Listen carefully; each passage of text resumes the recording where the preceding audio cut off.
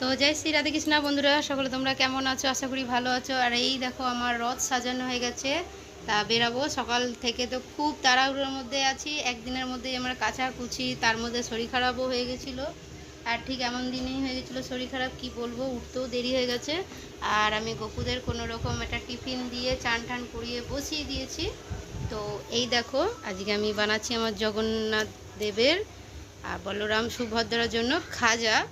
তা খাজার মধ্যে দেখো তোমাদেরকে দেখাতে আমি মানে দেখাইনি, যেহেতু আমি ব্লগ বানাচ্ছিলাম না। তারপর মনে পড়লো যে না, তোমাদেরকেও শেয়ার করে দিই।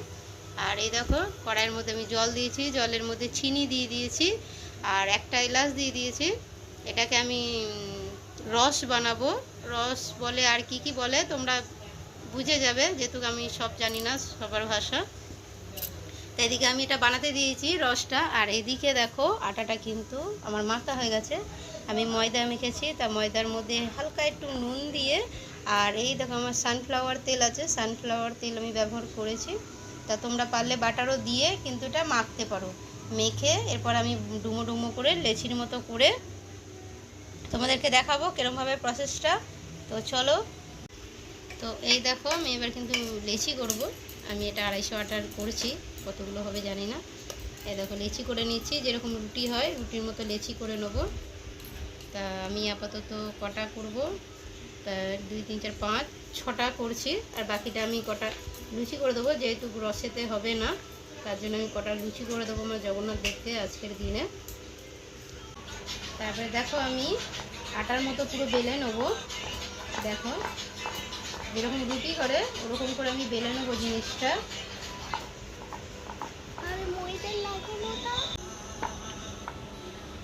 তো দেখো আমার বেলা হয়ে গেছে, এরকম করে কিন্তু আমি 6টা রুটি বেলে নেবো।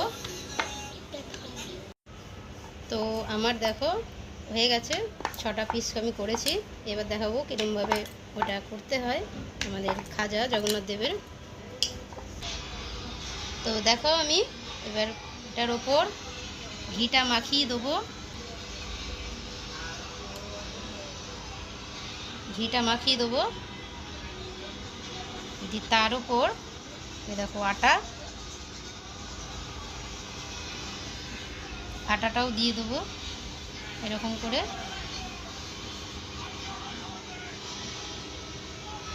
তারপরে একটা বসিয়ে দেবো, দিয়ে এরকম করে প্রত্যেকটাতে এরকম করব। তো দেখো আমার হয়ে গেছে, সবকটা এরকম করে দিয়েছি। সবকটা করে দেখো এবার আমি একটা জিনিসটা এরকম করে মুড়বো।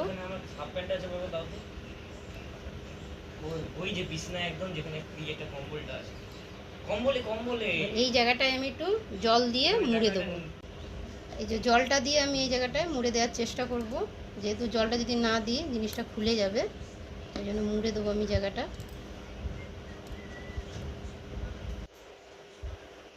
এবার আমি এইটাকে ডুমো ডুমো করে কাটবো। তো বন্ধুরা এটা আমি খুন্তি দিয়ে কাটছি, যেহেতু আমার ছুরি নেই এখানে। আর ছুরি আছে নিজের বাড়িতে, সাইডটা একটুখানি কেটে আমি প্রথমে একটু বাদ দিয়ে দেবো, জিনিসটা ভালো লাগবে দেখতে। তা আমি এখন খুন্তিটাকে ছুরি করে নিয়েছি। এই দেখো এরকম করে কেটে নেবো। অসুবিধা হচ্ছে, ছুরি হলে খুব ভালো হতো, কিন্তু কী করবো, আমার এখন ছুরি নেই। তোমরা যদি আমার সব ব্লগ যদি দেখো তাহলে বুঝতে পারবে যে এখানে আমার কিসের জন্য সুবিধা হচ্ছে। যেহেতু আমি তো এখানে ভাড়া বাড়িতে থাকি, তা ভাড়া বাড়িতে আমার অত কিছু নেই। আর আছে একটা ছুরি, সেটা আজ যেহেতু আমি জগন্নাথ দেবকে দেবো, তার জন্য আমাকে নিরামিষের মধ্যেই রাখতে হবে। তা আমার ছুরিটা নেই, ছিলানো ছুরিটা আমিষ আছে। আর আমার নিজের বাড়িতে সব কিছুই আছে, অসুবিধার কোনো কিছু নেই। তো আমি এইভাবেই করছি। তো তোমরা দেখো ব্লগগুলো যদি দেখতে তাহলে বুঝতে পারতে যে কেন আমার এখানে একটা একটা করে অসুবিধা হয়ে যাচ্ছে। দেখো আমি শেপগুলো কেরমভাবে কেটেছি, এরকমভাবে জিনিসটা আসবে। তারপরে আমি জিনিসটাকে এরকম হাতের সাহায্যে এরকম একটু প্রেস করে নেব, দিয়ে বেলনাগুলো দাঁড়াও, বেলনাটা দিয়ে হালকা করে এখানটা আমি এরকম করে দেবো। এবার এগুলোকে আমি ভাজবো। তো তোমাদেরকে দেখাচ্ছি ভাজাটা। তো দেখো এই আমার সব বেলা হয়ে গেল, এটাই লাস্ট। আমি বেশি করে নিই যেহেতু আমার মিষ্টির রসটা অতটা হয়নি। তো এবার দেখো তো এই দেখো আমি গরম তেল দিয়ে দিয়েছি, সেই সানফ্লাওয়ার তেল দিয়েই করছি। আর এই দেখো আমি ছেড়ে দিচ্ছি, আর বেশি দিলে হবে না, দুটো দুটো করে দিতে হবে তেল আর কড়াই অনুযায়ী। তা আমি দুটোই দিলাম।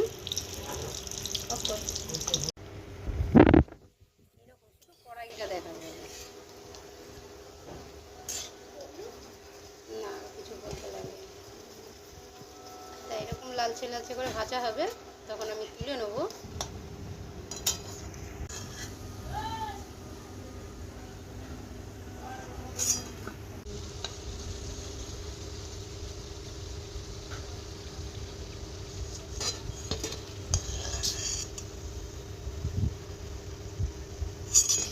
তো আমি দেখো এখানে এবার রসের মধ্যে মিশিয়ে দেবো, আর রসটার মধ্যে ডুবানো হবে। দেখো বন্ধুরা, আমার কিন্তু অলরেডি আমার জগন্নাথ দেবের খাজা হয়ে গেছে। তো এবার আমি জগন্নাথ দেবকে দেবো। তো আমার জগন্নাথ দেবের দেখো খাজা তৈরি হয়ে গেছে। আর আমি আমার জগন্নাথ দেবকে আমি ভোগ লাগিয়ে দিচ্ছি, জগন্নাথ বলরাম সুভদ্রা সমস্ত ভোগ আমি লাগিয়ে দিচ্ছি। আর এইটা মোটামুটি হয়েছে, তবু আমি বানিয়ে দিয়েছি, আমার ভগবানের ইচ্ছা আমার হাত থেকে নেওয়া। যেহেতু আমি আগের দিন প্রচণ্ড খুঁজেছি খাজাটাকে, তা পাইনি। তো আমি চিন্তা করলাম যে না, যাক আমি নিজেই বানিয়ে নিই। তো চলো আমার জগন্নাথ দেবের আমি পুজো করে নিচ্ছি। আর এরপরে আমার জগন্নাথ দেব ভক্তদের সঙ্গে দেখা করতে বেরোবে। তোমরা তো অবশ্যই জানো যে এই টাইমটায় মানে রথযাত্রার 15 দিন আগে আমাদের জগন্নাথ বলরাম সুভদ্রা এরা প্রচণ্ড জ্বরে কিন্তু ছিল। সেই জ্বর ভালো হয়ে গিয়ে 15 দিন পরে এই রথযাত্রায় সমস্ত ভক্তদের সঙ্গে কিন্তু দেখা করতে বেরোয়। তো বন্ধুরা, আমার এই রেসিপি কেমন লেগেছে অবশ্যই তোমরা কমেন্টে জানাবে। আর আমার জগন্নাথ দেবকে কেমন লেগেছে অবশ্যই তোমরা জানাবে। তো জগন্নাথ দেবের পুজো দর্শন করো, দর্শন করতে করতে একটা লাইক কমেন্ট অবশ্যই করে দিও। তো ভিডিওটা কেমন লেগেছে অবশ্যই জানাবে। তো দেখা হবে নেক্সট ভিডিওতে। টাটা, রাধে রাধে।